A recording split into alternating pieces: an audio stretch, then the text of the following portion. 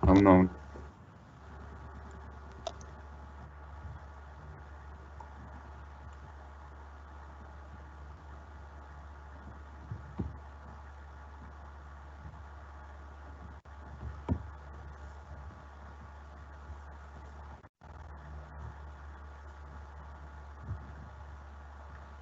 Dale.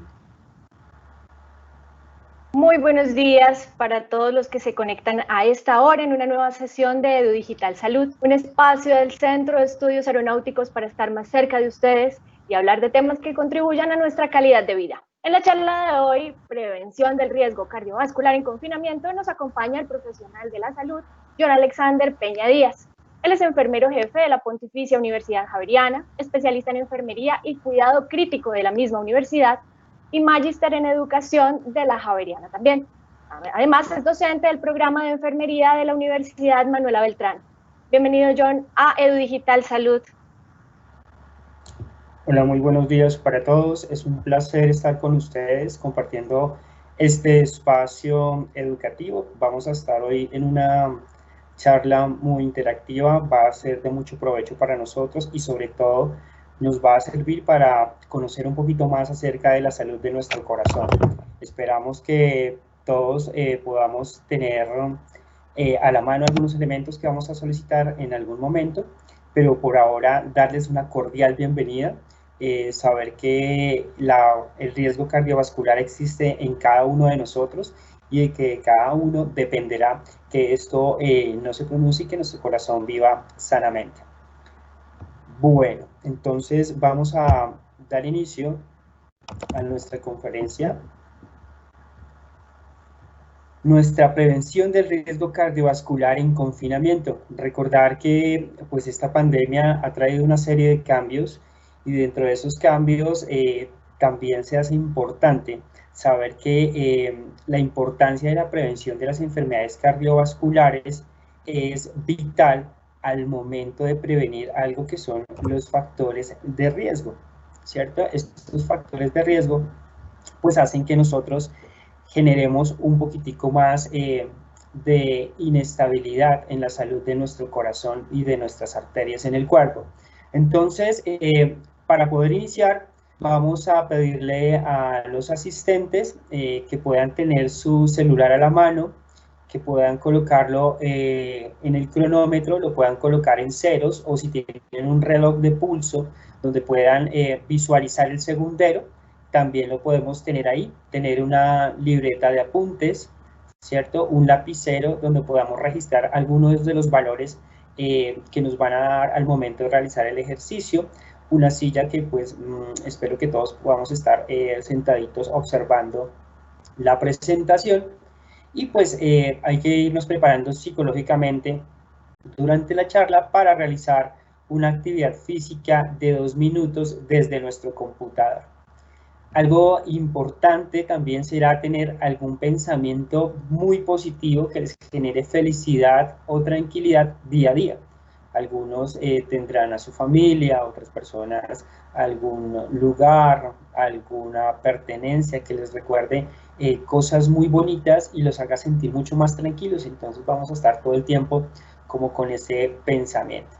Entonces, a partir pues de este momento, la idea es que nosotros podamos tener estos materiales listos para poder iniciar con nuestra actividad.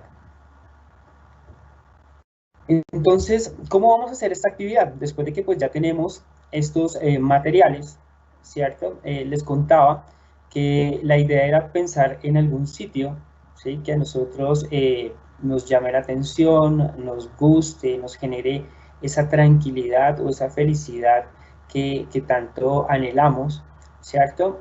Posteriormente a ello, entonces vamos a ubicar el pulso carotidio o el pulso radial, como se nos facilita. Entonces vamos a explicar rápidamente cómo podemos ubicar este pulso. Entonces lo primero es ubicar el dedo pulgar de su mano contralateral. ¿Qué quiere decir eso?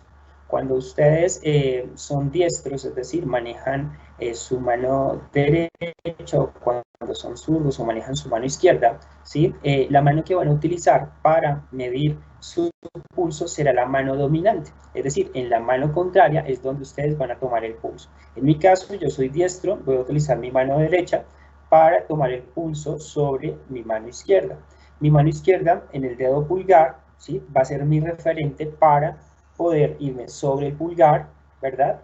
Y llegar a donde, donde está mi arteria, donde se encuentra mi arteria radial. Y en forma de C, mi mano dominante va a ser una C con el pulgar, el índice y el medio, ¿cierto? Esta forma de C lo vamos a colocar sobre la mano contralateral, es decir, sobre mi mano izquierda en este caso, ¿verdad? Y vamos a intentar buscar el pulso, siempre en forma de C. Traten de hacer una presión muy suave, no una presión muy fuerte, porque a veces lo que hacemos es ocluir la arteria, especialmente en las damas, ya que pues su pulso es un poco más suave, un poco más delgado, entonces la idea es no comprimirlo del todo para que lo podamos sentir. Eso sería una parte, ¿sí? Mientras pueden irlo intentando en la comodidad de sus hogares, pero la siguiente forma o la otra forma que existe también para poder tomar este pulso será colocando el dedo pulgar, ¿sí? En sus anillos traqueales. Ustedes se van a su cuello y colocan su dedo pulgar sobre su cuello, y el dedo índice y el dedo medio irán explorando hacia la parte superior y hacia la parte de adentro la forma como debemos encontrar el pulso. ¿Qué quiere decir eso? Debemos encontrar una fuerza que nos genere un loop-dup, loop-dup, loop-dup, es decir, que nos genere una presión sobre nuestro pulgar y sobre nuestro dedo de medio, ¿sí? De esta forma trataremos entonces de ubicar el pulso carótido. Entonces, estas son las dos formas muy fáciles, muy sencillas de ubicar el pulso. ¿Para qué vamos a ubicar el pulso? Generalmente nosotros tenemos un sistema nervioso autónomo, que es el sistema nervioso que nos cuida cuando nosotros dormimos. ¿Qué quiere decir eso? Que cuando cada uno duerme, ¿cierto? Nosotros nunca dejamos de respirar, el corazón nunca deja de latir, porque existe un sistema nervioso que tiene dos subsistemas o dos ayudantes, los cuales son el sistema nervioso simpático y el sistema nervioso parasimpático. El sistema nervioso simpático se encarga de activar toda la parte de aceleración del corazón. ¿Qué quiere decir eso? Activa, ¿sí? La posibilidad de lucha o de huida, ¿sí? Y las hormonas del estrés en el cuerpo, ¿cierto? Estas hormonas del estrés generan un aumento de la frecuencia cardíaca. Por eso cuando nosotros tenemos un susto, cuando tenemos algún temor, ¿sí? Nosotros sentimos palpitaciones en nuestro pecho, sentimos que el corazón se acelera. Es gracias a la acción de este sistema simpático que hace que generando estas hormonas del estrés, como son el cortisol, como son la noradrenalina o la adrenalina, se aumente la fuerza de contracción del corazón y se acelere este corazón. Caso contrario, pasa con el sistema nervioso parasimpático o con el otro coayudante, que es el sistema nervioso parasimpático, lo cual ayuda a que el corazón se relaje un poco. Cuando nosotros estamos en plena tranquilidad, cuando vemos una película, cuando estamos sobre la tierra observando el cielo, ¿sí? Nuestro corazón se relaja, ¿sí? Y esa relajación se debe precisamente a la acción de este sistema parasimpático que hace que el corazón no se acelere tan rápido o se nos mantenga en calma. Entonces, estos dos sistemas, sistema simpático y parasimpático, los cuales hacen parte del sistema nervioso autónomo, pues son los que nos ayudan a controlar esta parte de la frecuencia cardíaca. Ahora, ya teniendo en cuenta que estamos sintiendo o palpando el pulso, vamos a activar nuestro cronómetro en ceros, ¿sí? Los que tengan reloj de pulso, vamos a observar el reloj de pulso, ¿sí? Y a partir de este momento, a partir de que le den iniciar al cronómetro, vamos a contar durante 15 segundos cuántas palpitaciones podemos sentir con nuestros deditos, es decir, cuántas veces la sangre va a pegar contra los dedos, ¿cierto? Y ahí los vamos a contar, ¿vale? Entonces, a partir de este momento, vamos a contar 15 segundos y la cantidad de veces que sintamos que los latidos del corazón, ¿sí? O las pulsaciones que yo sienta en mis dedos, las pueda contar, esas pulsaciones durante 15 segundos las vamos a registrar en la libreta. Entonces vamos a colocar acá nuestro cronómetro en ceros, ¿listo? Todo el mundo listo con su cronómetro en ceros, con su reloj de pulso. Yo lo voy a colocar acá, a la cuenta de 3, 1, 2, 3, y vamos a dar inicio entonces a la toma de las pulsaciones. Entonces, a partir de este momento, 15 segundos, y en esos 15 segundos, por favor, vamos a registrar todos nuestro valor en la libreta.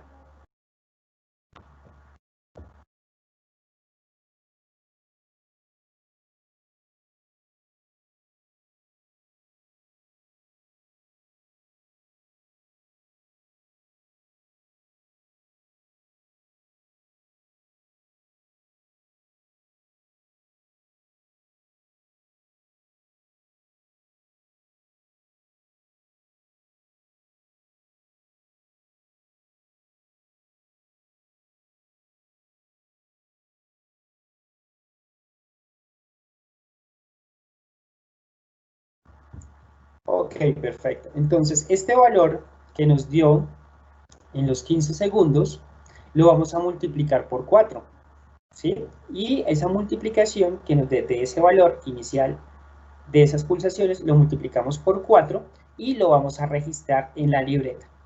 Ahora, el siguiente ejercicio es exactamente igual, vamos a tomar el pulso, pero ya no lo vamos a tomar solo en 15 segundos, sino lo vamos a tomar en 1 minuto. Y lo vamos a comparar con el valor que nos dio inicialmente del valor que multiplicamos por 4. Entonces, vamos a hacer el mismo ejercicio, vamos a colocar el cronómetro en ceros, ¿sí? Vamos a colocar el cronómetro en ceros y a partir de este momento, entonces vamos a cronometrar 1 minuto para poder determinar cuánto nos da la frecuencia cardíaca final. ¿Listo? Entonces, a partir de este momento, 5, 4, 3, 2, 1, 1 minuto para cronometrar cuánto nos da de nuestra frecuencia cardíaca.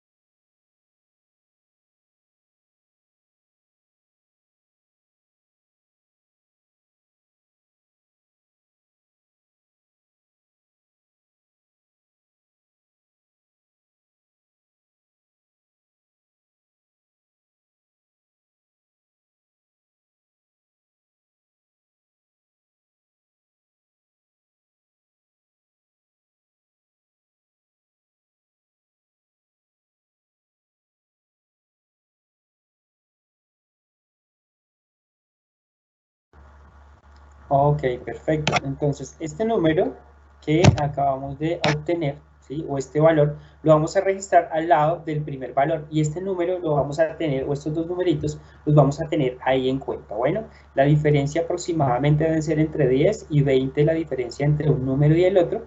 ¿Sí? Más adelante, cuando estemos en la siguiente fase de la actividad, entonces explicaremos brevemente para qué se requiere este número. Por favor, ténganlos ahí presentes, que durante la charla vamos a irlos teniendo en cuenta.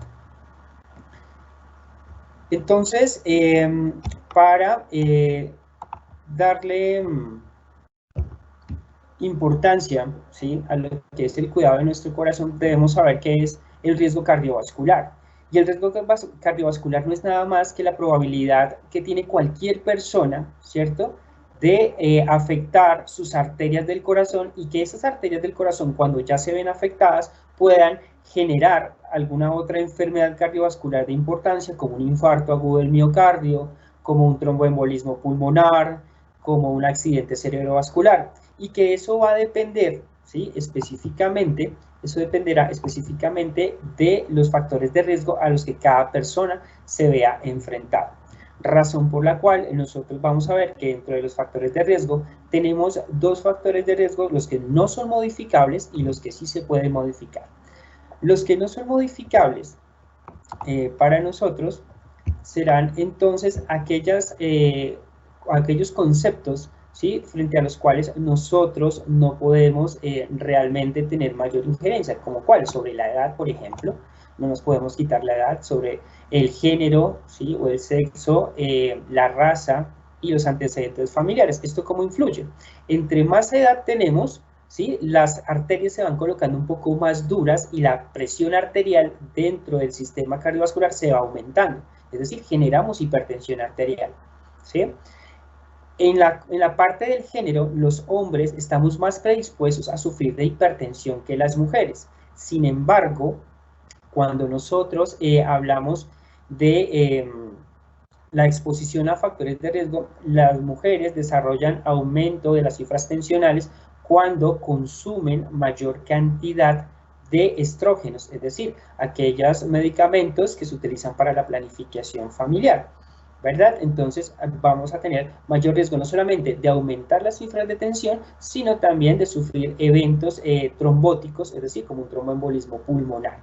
La raza también se hace presente cuando las personas afrodescendientes, ¿cierto?, tienen mayor predisposición genéticamente a aumentar las cifras tensionales, lo mismo que los antecedentes familiares. Si en mi familia existen personas que ya hayan sufrido de hipertensión, de diabetes, que hayan tenido algún infarto, ¿sí?, algún accidente cerebrovascular, pues yo estaré predispuesto también a sufrir en esa misma línea, ¿sí?, algún tipo de evento cardiovascular. De igual forma, entonces, nosotros hablamos de las cosas que sí podemos modificar. ¿Y qué podemos modificar? La hipertensión. Si yo veo que en algún chequeo médico, ¿sí?, yo me siento, me toman la tensión y veo que la tensión arterial está por encima de 140/90, que es una tensión ya en el límite superior, debo cambiar ciertas cosas para disminuir esa presión arterial, como el consumo de los alimentos, ¿cierto? Es decir, debo tener una dieta baja en grasas, ¿cierto?, con aumento de las hortalizas, de los vegetales, de las frutas, ¿verdad?, del consumo de agua, para tratar de disminuir los niveles de colesterol. El colesterol tiene dos moléculas, una molécula que es muy buena, que se llama HDL, y una muy mala, que es LDL. La idea es que nuestras moléculas de HDL estén por encima, ¿sí?, de un valor de 30, 40, ¿verdad?, para mantenerlo, digamos, estable y que se nos haya dentro del organismo haya una menor probabilidad de que se formen ateromas. ¿Que son ateromas? Placas de grasa a partir del colesterol. Placas de grasa que se van endureciendo dentro del vaso sanguíneo y eso hace que el vaso sanguíneo se vaya cerrando, se vaya ocluyendo. Y que al ocluirse, pues podamos predisponer a la realización de un infarto agudo del miocardio. Otra cosa es el síndrome metabólico y la diabetes. El síndrome metabólico se caracteriza por un aumento de las cifras tensionales y, como les comentaba anteriormente, un aumento de este colesterol LDL o el colesterol malo, ¿cierto? Y una disminución del HDL o el colesterol bueno. Al igual que la diabetes, pues eso hace que haya una predisposición a sufrir también de aumento de las cifras tensionales, una degeneración de los vasos sanguíneos, ¿sí? Y eso lleva a enfermedades cardiovasculares también, que hace que esta deformidad de estos vasos sanguíneos nos lleve, por ejemplo, como al glaucoma, con una disminución de la visión, a la neuropatía periférica, es decir, disminución de las sensaciones de tacto a nivel de las extremidades, no solamente de los pies, sino también de las manos.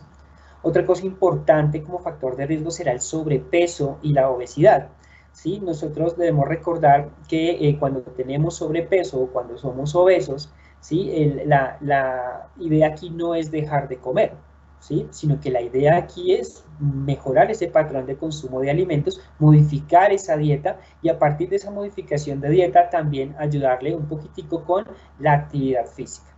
Otra cosa importante acá es el factor de riesgo del tabaquismo.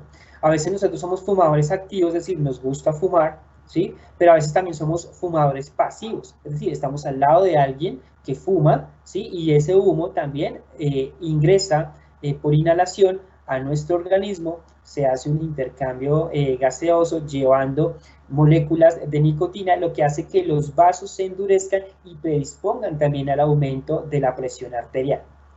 Una cosa que nos pasa a todos, y especialmente en confinamiento, es algo que se llama sedentarismo, un factor de riesgo importantísimo, ¿cierto? Que hace que las actividades se nos disminuyan, que no tengamos mucha actividad física, que veamos un poco más televisión, que juguemos más juegos de mesa, pero esos juegos de mesa que no nos permiten como movernos mucho, sino estar en una sola posición, ¿cierto? Entonces, esta parte de ser sedentario también predispone a que los vasos sanguíneos se empiecen a endurecer y empiece a aumentar la presión arterial.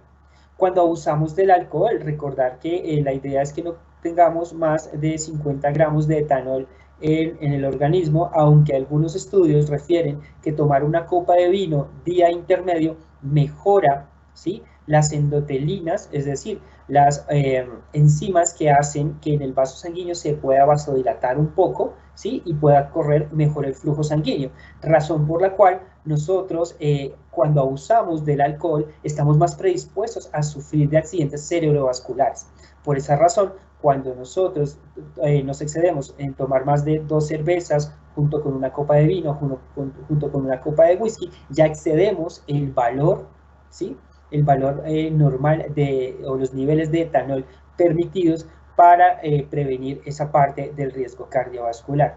Otra parte importante será el consumo de sustancias psicoactivas, que al igual que con el tabaquismo, pues predispone, ¿sí?, a que los vasos se endurezcan y podamos sufrir de hipertensión arterial. Una cosa que nos pasa a diario, ¿sí?, incluyéndome, es la ansiedad y el estrés. Cuando estamos sometidos a trabajos que son bastante estresantes, las arterias empiezan a sufrir de ese nerviosismo, como de ese estrés que generan la actividad a la que nos estemos dedicando, y podemos sufrir de un vasoespasmo. ¿Qué es un vasoespasmo? Es el cierre como tal de la arteria, y ese cierre de esa arteria hará que se produzcan cambios a nivel neurológico o a nivel del corazón, ¿sí?, que se pueden traducir en un infarto agudo del miocardio o que se pueden traducir en un accidente cerebrovascular, razón por la cual la parte de la ansiedad y el estrés debemos empezar también a modificarlo. Y si estamos en un trabajo que es muy muy estresante, pues debemos nosotros mismos tratar de pensar cómo podemos modificar esa parte para disminuir la carga al corazón. Y por último, el factor de riesgo más importante, que es lo que nos trajo a esta charla, y es el confinamiento. El confinamiento, recordar que no es solamente la parte de estar en un sitio un poco más pequeño, ¿cierto?, sino que es la convivencia con otras personas, es la parte de que si yo estoy solo o vivo solo, no voy a tener mucha parte social en la cual yo me pueda movilizar o mover, ¿cierto? El espacio se va a ver mucho más reducido, las relaciones personales se van a dificultar un poco más, ¿sí? A pesar de que los lazos se pueden incrementar un poco más, a veces la convivencia difiere un poco, razón por la cual nosotros lo que hacemos desde esta parte del confinamiento será ver cómo reducimos esos factores de riesgo. Entonces, ¿cómo se ven esos factores de riesgo a la luz del organismo? Entonces, ¿cómo los vemos? Inicialmente, ustedes ven aquí en la gráfica de su parte izquierda, cómo fluye la sangre normalmente dentro de un vaso sanguíneo. Vemos los glóbulos rojos que están dentro de todos los vasos sanguíneos y fluyen normalmente.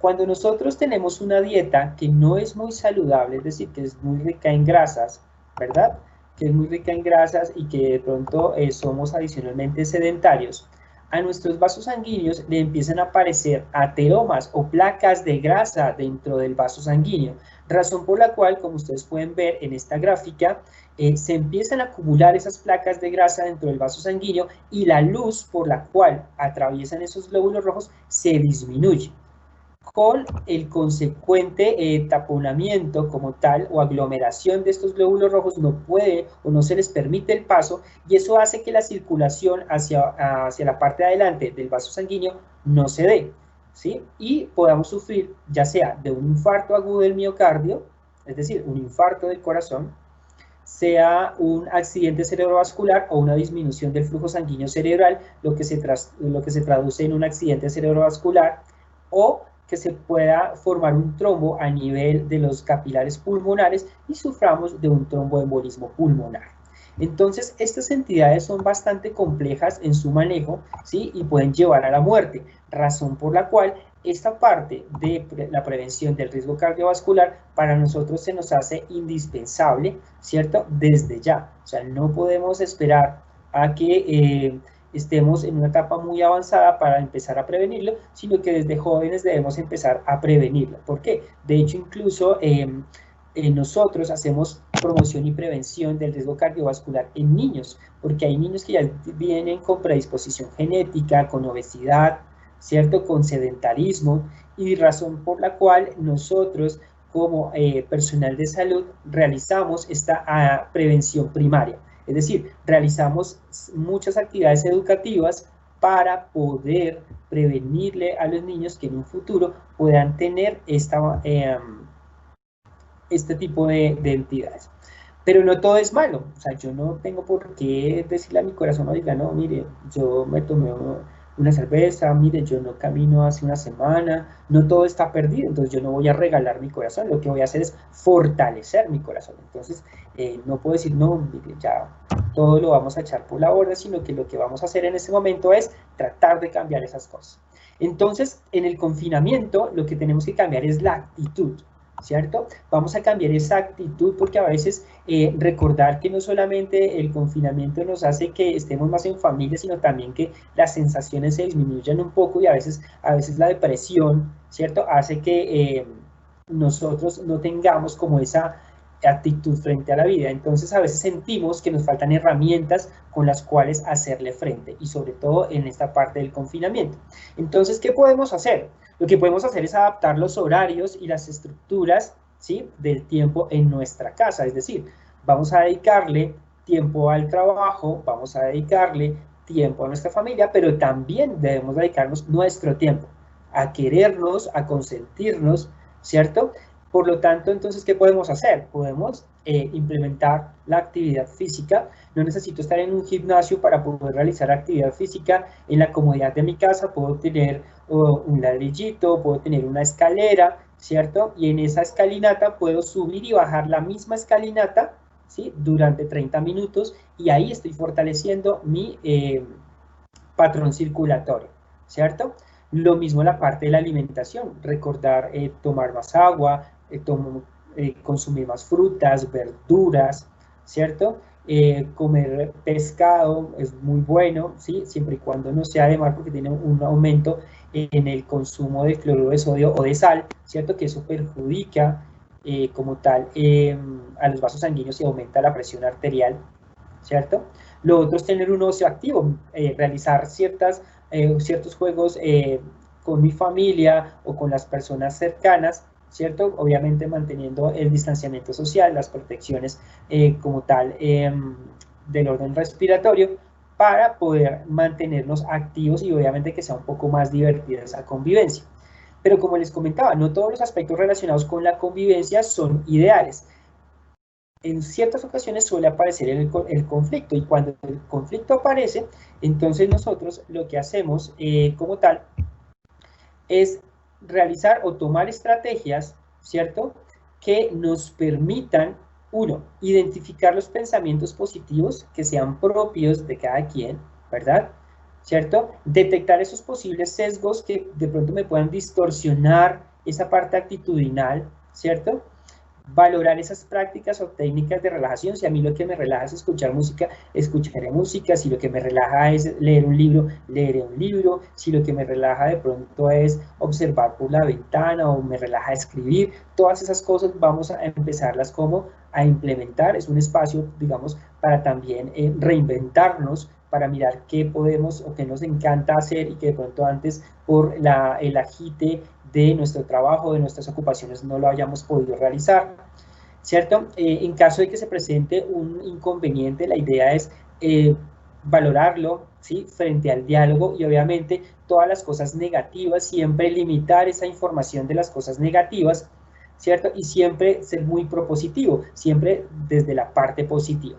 Y posteriormente, pues proponer pequeños objetivos diarios, es decir, que si yo voy a empezar hoy con la actividad física, pues vamos a empezar con unos 5 minutos al día, posteriormente aumentaría a 10 y así hasta que pueda tener aproximadamente unos 20-30 minutos al día de actividad física que me permita mejorar el estado cardiovascular a mi persona o a mi ser, ¿cierto? Y eso me permita tener una mejor actitud.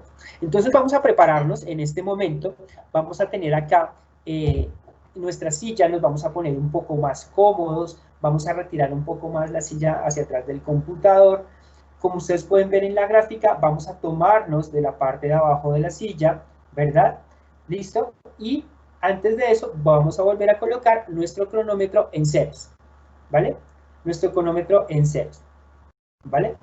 Y vamos a activar el cronómetro para contabilizar 2 minutos. Estos 2 minutos los vamos a hacer con la actividad física, es decir, vamos a llevar nuestras rodillas hacia el pecho, ¿verdad? Durante 2 minutos. Bueno, entonces a partir de este momento vamos a tener 2 minutos, ¿cierto? Para hacer actividad física y posteriormente, tan pronto terminemos la actividad física, vamos a tener 1 minuto para tomar el pulso, es decir, para tomar nuevamente el pulso como lo hicimos inicialmente y vamos a obtener alguna diferencia entre nuestro pulso basal y nuestro pulso en actividad física. ¿Listo?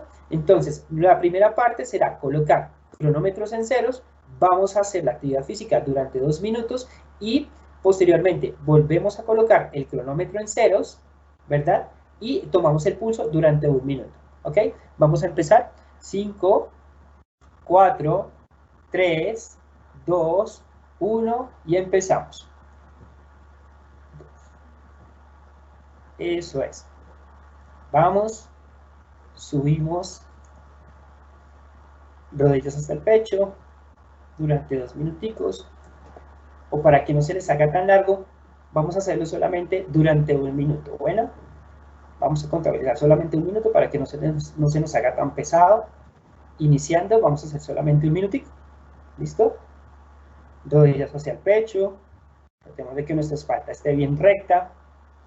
¿Listo? Vamos, ya quedan 30 segundos. Yo sé que ya les está doliendo la espalda, pero vamos, un buen esfuerzo físico. Eso es. Respiren. Perfecto. Respiran profundamente. ¿Listo? Vamos, ya quedan 20 segunditos. Ya vamos a terminar. Yo sé que ya les está doliendo mucho la parte lumbar, pero ya vamos a terminar. Eso es. 10, 9, 8, 7, 6, 5, 4, 3, 2, 1. Perfecto. Ok. Vamos a colocar nuevamente el cronómetro en ceros. ¿Listo? Y a partir de este momento vamos a valorar cuánto tenemos de pulso. Es decir, cuántas pulsaciones vamos a percibir, ¿cierto? A partir de ese momento durante 1 minuto. Vamos a empezar ahora. Respiren despacio.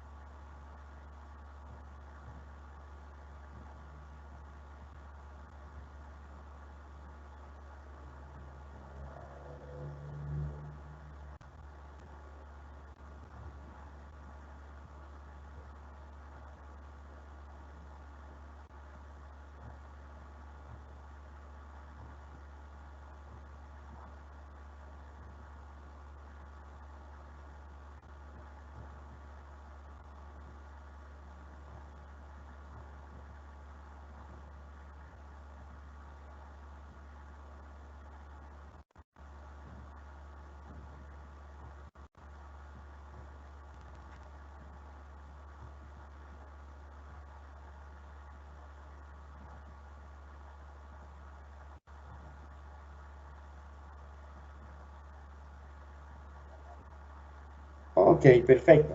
Entonces, este número que nos acaba de dar, ¿cierto? Tomando la frecuencia cardíaca, lo vamos a registrar también en nuestra libreta de apuntes y vamos a ver la diferencia entre nuestra frecuencia cardíaca basal y la frecuencia cardíaca que nos acaba de dar. ¿Qué pasa con esto? El corazón tiene una frecuencia cardíaca normal, ¿sí? Normal, entre 60, ¿sí? a 90 pulsaciones por minuto. Cuando la frecuencia cardíaca está por encima de 100, ¿cierto? Pero yo estoy en un estado basal, es decir, estoy en reposo, estoy tranquilo, estoy quieto, y la frecuencia está por encima de 100, el corazón nos está avisando que hay algo mal dentro de nuestro sistema cardiovascular y que hay que empezarlo a corregir, ¿sí? Algunos de ustedes posiblemente en algún momento o alguno de sus familiares les dice que siente palpitaciones en el pecho, y cuando nosotros nos tomamos el pulso, a veces tomando el pulso descubrimos arritmias, es decir, no escuchamos el loop-doop, loop-doop, loop-doop, loop-doop constantemente, sino que podemos escuchar toda una orquesta, podemos escuchar un loop-doop, loop-doop, loop-doop, loop-doop, loop-doop, loop-doop, loop-doop, loop-doop, loop-doop, loop. Ese loop-doop que sentimos o percibimos a tomar el pulso nos puede decir que el paciente posiblemente esté, o la persona posiblemente esté teniendo una arritmia, y esa arritmia pues nos va a llevar también a que el corazón degenere sus paredes, aumente su fuerza de contracción o el ritmo no sea adecuado para expulsar la sangre del corazón para todo el cuerpo, razón por la cual se puede traducir en esa arritmia que nos pueda llevar a la muerte, razón por la cual desde simplemente una valoración de pulso podemos hacer mucho por una persona. En los deportistas, la frecuencia cardíaca es mucho más baja, ellos pueden llevar sus frecuencias cardíacas a 45, a 40, incluso hasta 35 latidos por minuto, que en una persona adulta o mayor nosotros lo podríamos interpretar como un bloqueo auriculoventricular, ¿cierto? Pero que en las personas que son deportistas es totalmente normal. ¿Por qué? Porque ellos hacen hipertrofia de sus ventrículos, ¿qué quiere decir eso?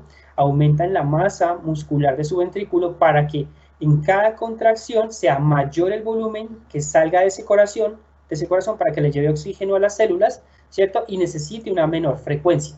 Por eso la frecuencia de ellos es mucho menor. Pero en nosotros, ¿sí? Que somos personas normales, es decir, que no somos deportistas, la frecuencia siempre deberá estar entre 60 y 90, ¿sí? O 60 y 100 máximo. Si está por encima de 100 en reposo, ya es una alerta para poder consultar al médico, ¿vale? Ahora, cuando nosotros hacemos ejercicio, nosotros podemos aumentar frecuencia hasta 120, 130, ¿sí? 140.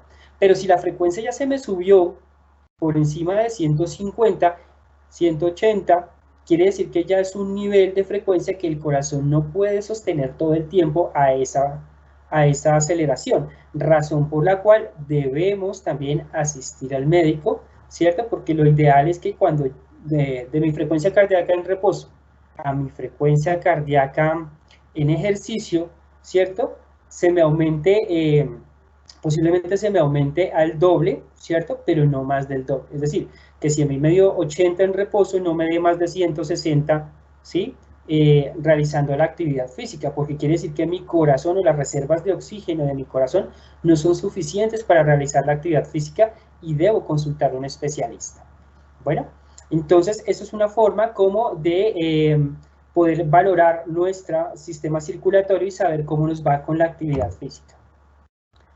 Entonces, recordar, ¿sí?, que los beneficios y las sensaciones que obtenemos con la actividad física no solamente es mejorar esa condición física, sino que nos disminuye el estrés, nos mejora el insomnio, ¿sí?, nos ayuda a tener menos depresión, si hay algún tipo de dolor nos ayuda a mejorar esa parte del dolor, ayuda a disminuir el peso corporal y obviamente nos da una sensación de bienestar con nosotros mismos. Entonces, esta parte de la actividad física hace parte fundamental de la prevención del riesgo cardiovascular y por tal razón, pues nosotros la promovemos constantemente. Entonces, debemos tener en cuenta, ¿cierto?, la importancia de la cultura del autocuidado. Nadie me va a cuidar más que yo mismo, ¿cierto? Obviamente nuestras mamitas siempre están pendientes de nosotros, pero nosotros somos quienes cuidamos nuestro corazoncito, entonces hay que disminuir el estrés, disminuirle todos los agentes agresivos, alcohol, tabaco, ¿cierto? Disminuir el sedentarismo, ayudarle con la actividad física, ¿vale? Recordar que ir al hospital, ¿sí? No es sinónimo de tener salud, ¿vale?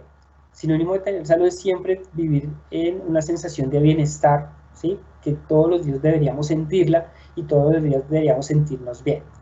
Recordar que lo más importante para prevenir las enfermedades cardiovasculares es la motivación que tenemos, ¿cierto? Al día, el ejercicio, la dieta, como pilar fundamental diario para mantenernos y sentirnos mejor. Esto nos va a mejorar la calidad de vida y pues obviamente si alguna de las cosas que hemos visto a lo largo de la charla se llegan a presentar, no recuerden consultar a su médico. Bueno, no sé si tengamos preguntas.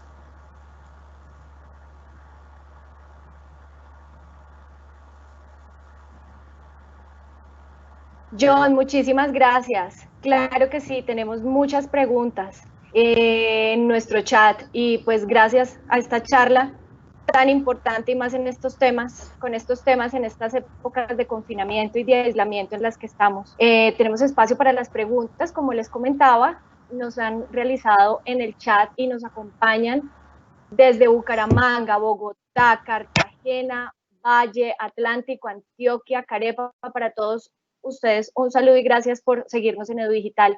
Le doy la palabra a mi compañera Lina Huertas, quien te va a realizar las preguntas que nos han realizado por el chat. Lina, te escuchamos. Perfecto. Buenos días a todos, claro que sí, aquí presente, leyéndolos a todos y tratando de responder la mayor cantidad de preguntas que el tiempo nos lo permita. De acá nos hacen... Nos preguntan, hipertensión arterial, compromiso, ejercicio, frecuencia diaria. No sé el señor José a qué se refiera. Si la hipertensión arterial compromete la frecuencia diaria. Bueno, recordar que la hipertensión arterial es el aumento, ¿sí?, de las cifras tensionales por encima de un rango normal. Nosotros tenemos un rango normal de cifras tensionales de 120-80. ¿Qué quiere decir eso de 120-80? 120 quiere decir la cifra de presión sistólica, es decir, cuando el corazón se contrae, y 80 la presión diastólica cuando el corazón se relaja. Generalmente nosotros debemos tomarnos la tensión, ¿sí?, 3 veces por semana como mínimo, en la misma posición, es decir, estando sentados, estando tranquilos, y nos tomamos la tensión arterial. Si en esas 3 oportunidades yo me tomo la tensión arterial y la tensión arterial está por encima de 140/90, quiere decir que esos valores ya me indican que algo está pasando dentro de mi sistema circulatorio y me está dando una alerta de que se me está aumentando la presión y eso hay que corregirlo, ¿sí? Inicialmente recordar que la presión arterial se corrige con dieta, ¿sí?, con ejercicio y no con medicamentos.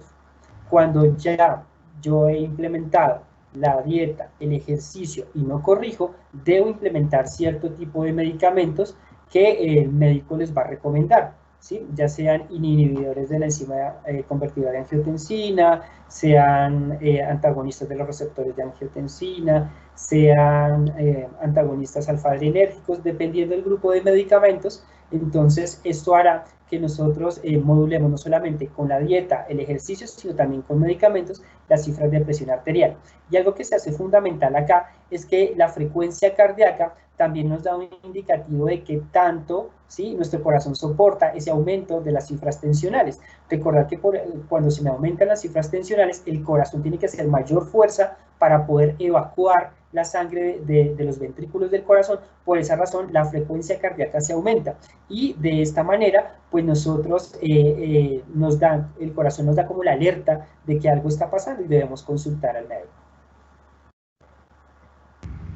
Perfecto, muchísimas gracias. Los niveles de LDL, ¿desde qué valor son factores de riesgo? Los factores de riesgo del LDL se dan desde ¿cómo explicarlo? O sea, me están preguntando valores normales. La pregunta dice que los niveles de LDL, ¿desde qué valor son factores de riesgo? Ok. Bueno, yo les comentaba que nosotros tenemos o sea, los niveles de colesterol, ¿cierto? Los niveles de colesterol, la idea es que tengamos un colesterol total siempre por debajo de 200. Pero lo óptimo para el LDL es que esté por debajo de 100, ¿cierto? Yo les comentaba, creo que el valor que les di fue el del HDL, creo que no les di el del LDL. El del HDL, la idea es que esté por encima de 40, ¿cierto? Que esté por encima de 40, y eso hace que si tenemos un LDL por debajo de ese número 40, perdón, ese HDL por debajo del número 40, pues obviamente tengamos un mayor riesgo a desarrollar ateromas. Pero si el LDL está por encima de 100, ¿cierto? Tenemos un mayor riesgo a que el paciente, ¿sí? O a que la persona desarrolle también eventos trombóticos o ateromas que puedan ocluir las arterias. Entonces, ¿qué será lo óptimo? Lo óptimo siempre será un LDL o un colesterol LDL por debajo de 100 y un HDL, ¿cierto? Por encima de 60, ¿sí? O por lo menos entre 40 y 60, por encima de 40 mantenerlo será para nosotros óptimo en estas circunstancias, ¿cierto? Pero siempre un colesterol total por debajo de 200, ¿cierto? Porque digamos que todo va como de la mano, colesterol total, HDL y LDL. Entonces, para recordar nuevamente esta parte, será un LDL por debajo de 100, un HDL por encima de 40 y un colesterol total por debajo de 200. Bueno, tenemos bastantes preguntas, entonces vamos a tratar de responder la mayor cantidad posible. Dice, realizo 3 veces ejercicio, bicicleta estática de 40 minutos a 1 hora, pero al terminar siento más apetito. ¿Qué hago para disminuir esto? Tratar de consumir frutas, ¿sí? De pronto, la cuestión del apetito a veces se da porque nosotros tenemos predisposición de factores genéticos, y cuando nosotros intentamos desarrollar enfermedades como diabetes, ¿sí? Se nos da esto que se llama polifagia. ¿Sí? Recordar que la diabetes cuenta con 4 síntomas clásicos, que son la polidipsia, es decir, el aumento de sed excesiva, ¿sí? La polifagia, el aumento, ¿sí? De esas ganas de comer o de esas ansias de comer al día, ¿cierto? La poliuria, es decir, que yo orino bastante durante el día, orino bastante, y pues por esa misma indicación me deshidrato y tengo que estar consumiendo bastante líquido, y la pérdida de peso.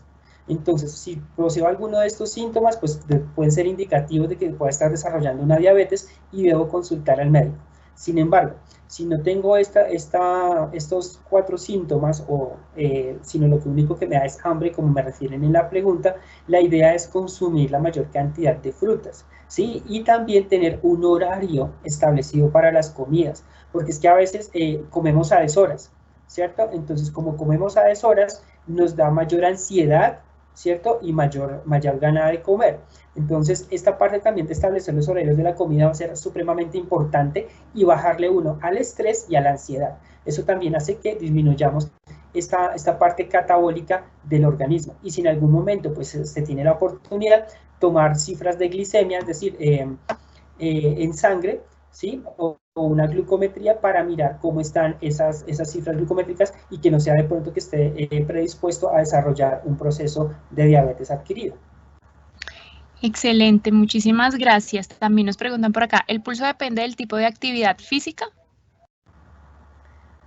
El pulso depende de la cantidad de estrés al que esté sometido el corazón, ¿sí? De pronto, cuando yo tengo una vida un poco más relajada, mucho más tranquila, organizada, que de pronto yo sé hacerle frente al estrés, mi frecuencia cardíaca, ¿sí? Se mantiene estable. Pero cuando ya tengo factores predisponentes, como todos los que vimos anteriormente, factores de riesgo, esos factores de riesgo hacen que la frecuencia cardíaca se me aumente con facilidad, ¿cierto?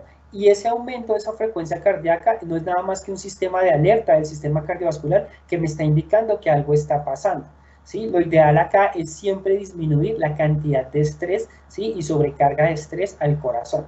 Es para nosotros lo vital en este momento. ¿sí? No quiere decir que si yo tengo una frecuencia cardíaca entre 60 y 100, el corazón no esté respondiendo adecuadamente. De hecho, es una frecuencia cardíaca normal. La cuestión es valorarle el ritmo a esa frecuencia cardíaca, es decir, que a veces no se me acelere o a veces no se me desacelere constantemente, sino que también podamos realizar ejercicio y no se me aumente más de lo que no debiese, o que cuando yo realice actividad física no sienta palpitaciones en el pecho, o no sienta que estoy ahogado, que estoy respirando con dificultad, porque a veces yo subo escaleras y ya me fatigo. Entonces son indicativos de que la actividad física, o al momento de realizar la actividad física, algo le está pasando a mi sistema cardiovascular, y ya es un indicativo de poderme realizar un chequeo, no solamente de frecuencia cardíaca, de presión arterial, sino realizar otro tipo de estudios con biomarcadores que ya lo realizaremos cuando visitemos al médico. Perfecto, como tenemos muchas preguntas más y la gente está muy interesada en el tema, vamos a solicitarle a nuestro experto que se quede después respondiendo por el chat. Y la gente que está preguntando si estas charlas quedan en la aplicación, claro que sí, ustedes pueden dirigirse nuevamente al link y ver el diferido y pueden obtener la presentación a través de este medio. Entonces, te hago la última pregunta, John, y ¿es lo mismo frecuencia cardíaca que toma de presión? No, es diferente. La frecuencia cardíaca es la cantidad de veces que puede latir el corazón en un minuto, ¿sí? Y ese es el pulso que nosotros tomamos y determinamos la frecuencia cardíaca. La presión arterial es la fuerza de la sangre, ¿sí? Esa fuerza de la sangre que se realiza sobre las paredes de las arterias, y a eso le llamamos presión arterial, ¿sí? Son dos conceptos diferentes. Obviamente nacen de un mismo origen, que es el sistema cardiovascular, pero dentro del sistema cardiovascular se manejan dos conceptos que son, varios conceptos que son flujo, volumen y presión. Y ese flujo, volumen y presión son los que me ayudan a mantener una presión dentro de un vaso sanguíneo, que cuando yo le pongo un brazalete tomo la tensión arterial, ¿cierto? Pero que cuando yo voy a tomar el pulso me genera otra entidad diferente, que es la frecuencia cardíaca, que es la cantidad de veces que late el corazón en un minuto, y eso es lo que yo percibo cuando yo tomo el pulso.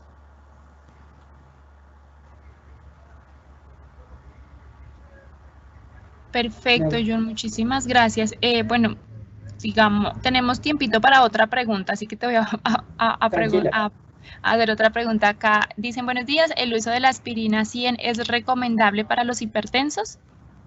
Sí, de hecho, incluso en el síndrome coronario agudo, ¿sí? O en las personas que tienen riesgo de angina estable o inestable. ¿Qué es esto de angina? Es un dolor en el pecho que me da o estando en reposo o estando en actividad física. Siempre se recomienda como manejo antiisquémico. ¿Qué es esto del manejo antiisquémico? La función de la aspirina es mantener diluidas, ¿sí? Como tal, la acción de la plaqueta.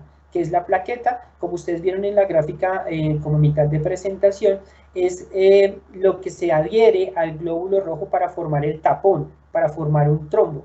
Entonces lo que hace la aspirina es tratar de que estas plaquetas no se adhieran a estos glóbulos rojos que están ahí como haciendo el trancón ahí dentro del vaso sanguíneo, y haya menor riesgo de un tromboembolismo, es decir, de la formación de un trombo que se desprenda y ocluya el vaso sanguíneo y posteriormente resulte en un infarto agudo del miocardio. Entonces, esta parte de la aspirina es importante, digamos, para la prevención como tal del síndrome coronario agudo, pero cuidado con la aspirina. La aspirina también tiene una cosa importante, y es que al ser antiagregante plaquetario, produce un evento que se llama trombocitopenia. Y la trombocitopenia es la disminución excesiva de las plaquetas, y cuando se me disminuyen las plaquetas excesivamente, podemos provocar sangrados, ¿sí? Recordar que las plaquetas tienen un valor normal de 150.000 a 450.000 plaquetas por milímetro cúbico, razón por la cual cuando están por debajo de 30.000, la aspirina es una contraindicación, ¿sí? ¿Por qué? Porque puede llevar a eventos hemorrágicos.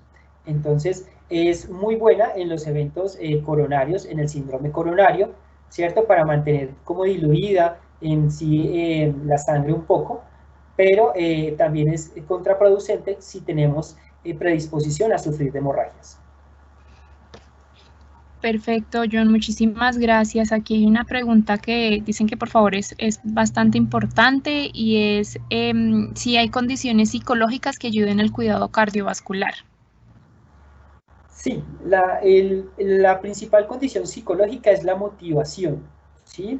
Si yo estoy motivado, si yo me mantengo motivado, yo voy a realizar ejercicio, voy a tomar el estrés de una forma diferente. Yo les cuento, por ejemplo, una anécdota de lo que me pasa a mí. Yo soy enfermero jefe de una unidad de cuidado intensivo y todos los días estoy expuesto a que los pacientes me hagan paro cardiorrespiratorio, ¿sí? O que el paciente tenga falla ventilatoria y haya que intubarlos y colocarles una vía aérea artificial.